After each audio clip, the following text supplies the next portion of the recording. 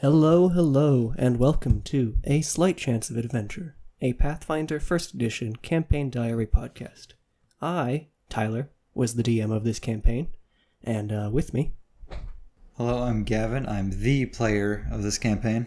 The only one, of course. So anyway, this campaign is about a isolated set of islands known as the Wakatubi Archipelago, and the disaster that is descending upon it, and as well as our players in that archipelago dealing with all the crazy stuff that goes down in the meantime. Last time, they arrived in the city of Hinhela, got paid for a job they'd done, learned about that the island of Wanatuma was being attacked by various creatures, dealt with one of those creatures, and found a strange metal ring. And that's where we're going to pick up. So, the ring, any observations about that? Well, if I remember correctly, it was just like something that nobody wanted to fucking touch. Yeah. It was like oozing like this dark goop, or like at least it was pretty clean once you got the goop off of it. What it was you used detect magic on it, and you realized it was just like spewing out like blight energy from. It seemed to be like you figured out it was like taking energy from like somewhere else, presumably in the blight somewhere, and like spewing it out on this end of the thing. It was connected somehow to somewhere else, and so you guys found yourself in the predicament of like, well, we should probably show this to someone, but we don't really want it to get near anyone. Yeah, we didn't want to even touch the damn thing. Yeah, because I think I mentioned like putting your hand near it, like you felt cold, and yeah, it was uncomfortable. So I think like we wrapped it in cloth. Yeah, and then put it in a bag filled with water. Yeah, that's exactly what you guys just. Yeah, you essentially insulated it in water, because you'd actually realized during the trip through the blight a while back that like the ocean seemed to kind of like push back against the blight. It wasn't as easy for the blight to infect water and so on. It didn't spread as well there, so it seemed kind of limited to. I made mention of that, which I think is why you guys thought to surround it with water in like a watertight bag. We did that on purpose. Yes, you weren't just crazy. Stuck it in some water. But yeah, you improvised something together, and went on a trip back through the forest. Took like a couple hours to get back to Hinhela, or at least the outskirts of Hinhela. And by the point you got there, the bag was like getting dark and blackened and goopy, and you guys are getting worried. I think like some of us went into town to like go get someone who could like, or you like did. Either that or get like a pole that we can pick it up with. You did, and this is where you met Kadir. He's not a wizard. He's just a studious fellow, a studious follower of Hestra. He manages the library in the Temple of Hestra, and so you went there as like, hey, we need somebody who can work with magic items because we got a thing. It's weird. And you met Kadir, and it was like, he's like somewhat eccentric old man, and you're like, hey, we got this weird blight thing. He's like, cool, show me. So you let him out. He's a very curious, studious man. Yeah. If I remember correctly. So you brought him out. He met with the rest of the group, and he inspected it a little. And he seemed to do something, and he managed to deactivate it, so it stopped spewing out blight energy. And I believe I tried to do that before, but I didn't succeed. You failed your use magic device check, yeah. And so he took it. And he asked you guys to give it to him so he could inspect it further, and he said, "Yeah, go right ahead." I don't think I might have missed it, but I think you guys may have also given him the bead of destruction at some point. I don't know. Yeah, for him to study. Mm-hmm. I think he gave it back to us at some point. But... Yeah. I either I've missed that or you do that later. We'll talk about the consequences of it later though, because it's not too relevant now. Mm-hmm. Anyway, you guys got back to Hinhela and you had to rest for the night. And one of you asked, "Hey, are there brothels in town?" I think it was Elika who asked. And I went, Right. yeah, there are brothels in town. And they're like, oh, man. cool. You had to like make up up on the spot. Oh yeah, I did. Yeah. But what was really funny about this was, all you guys all wanted to check out the brothel, but Orcus was kind of like, no, I'm okay. And then all of you guys forced Orcus to go to the brothel. We were just like pounding our fists on the table. Brothel. Yeah.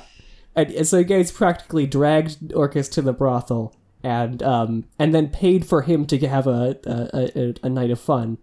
And so Elika willingly paid for her own night of fun. With like 5 people or some shit. I think it was just 2 people, but yeah, it was multiple people at the very least. And and then Orcus also spent a night with one lady. I remember we joked about like him just sitting there and doing nothing. At which point the player was like, "No, I'll do something. I'm not a virgin." And Orcus is not a virgin. Yeah. Doesn't matter. And then that night, Shanla had a little bit of a vision. I do not remember what this vision was about. I remember the visions, but I don't remember what this vision was. Yeah, I think it was like visions of the first destruction or something like that. I don't think so. I think this one was just... I think what this vision was just me kind of introducing you to the fact that you could have visions. And, which is why I just didn't even apparently see the need to note it down. I think you just, like, experienced a big, like, sense of dread and, like, darkness. A darkness kind of looming. Yes. And, like, and a feeling of it consuming everything. And that was it. So you went and talked to Tuzma about the vision. She was like, well, that's distressing. That's worrying. Oh dear. Oh dear, yes. Well, that is not good. It appears we're all going to die. Yeah. But yeah, so there wasn't much. I intentionally didn't give much to go off with the vision. Although, not that you said much to the other players ever, but we'll get into that later. But anyway, there were more important things at the moment. I don't think we exactly trusted each other too much yet at this point. No, you guys did. There was definitely excuses at this point to not really talk to each other too much. Well, yeah, because we just met. Yeah, it had been like 4 or 5 days at this point. We were co-workers. Yeah, essentially. Yeah, so we hadn't gotten any sort of trust. So I understood at this point. You're not saying much. Anyway, there were more pressing concerns, like the rest of the island being attacked by void beasts. And apparently the other 2 void beasts were much closer to a city, the second largest city, known as Arbell, which is like the farming center where all the food stuff happened. And so you guys got a boat. Ablaze. Oh yeah. So you guys got a boat, headed over to Arbell, met the mayor, and he agreed to pay you guys for getting rid of the things. And so you went out into the countryside. At this point, I described a little bit more about Wanatuma. I described that it looked like the landscape had been cracked and shifted, and there were large cracks and areas jutting up, as if there had been earthquakes or something, which you learn later there have been during previous destructions. That often affect Wanatuma. So it was kind of a cool landscape of covered in fields, but also jutting cracks, landscape kind of broken up. So that, and then you encounter some fire, because one of the one pack you met was led by a fire Jaguar, and they were lighting the fields ablaze. Just trying to cause mayhem. And yes. destruction as they do. Yes. And it went, you guys killed the Jaguar. Apparently the fight was a bit closer this time. So I thought, oh man, I know what I'm doing now. I did not. I was just you guys just didn't know what you were doing. At least the other guys.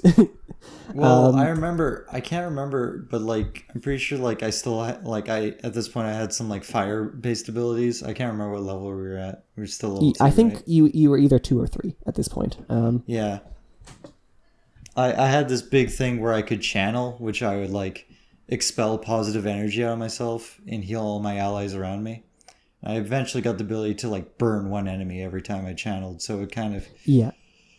I was ending up doing a lot of fire damage because my curse also had a thing to do with a lot of fire damage. Yeah. Or at least fire spells. Yeah, your themes were like healing, and a little bit of fire. Yes. You also helped fight the fires a bit. So like put out the fires around the countryside. You mingled with the people of Wanatuma, you know. Started to get a little bit of respect and recognition of like, oh, hey, these guys are helping us out. Except for Orcus, of course, because everybody hates Orcus. Which I've got noted. You tried to help make people like Orcus a little more. Yeah, because you know he's a friend, and or not a friend, but like a guy that I was working with, right? And Shanla came from a place where there was less racism, I think. Like I came from a free city, right? You came from a city that didn't really care about that sort of thing. You came from a city with all sorts of different races and different but like backgrounds. Here, hobgoblins were slavers, so yeah. Bit of a different story. Yeah. There was definitely like a constant undercurrent of a little bit of racial tension in various aspects within just between like the Waka and Tupi tribes, and also just against the hobgoblins, but more so because like hobgoblins had allied themselves and worked with the Tupi in slaving. So yeah, after you guys dealt with the fire Jaguar thing, you went back to Arbell, and for the first time, not the last time, got very, very drunk. It's as I say here, Elika and Shanla got very drunk and passed out. Yeah, this party was not like stable on the drugs at any point. Oh yeah, no, yeah, you guys kind of just it was just like in a bar. You guys got some alcohol, had celebrated a bit. I think you hang out with like some of the farmers and stuff. I think Fear has gone to a drinking competition. Yes, I also note here Fear has partied hard. Yeah. And then you guys slept in the whiskey farm. 6 days had passed since the start of the campaign at this point. And that's where we ended the session. So, not too much to discuss about this episode, and of course, still no questions. We'll get some questions eventually, I'm sure. But in the meantime, at this point, this is the first session where...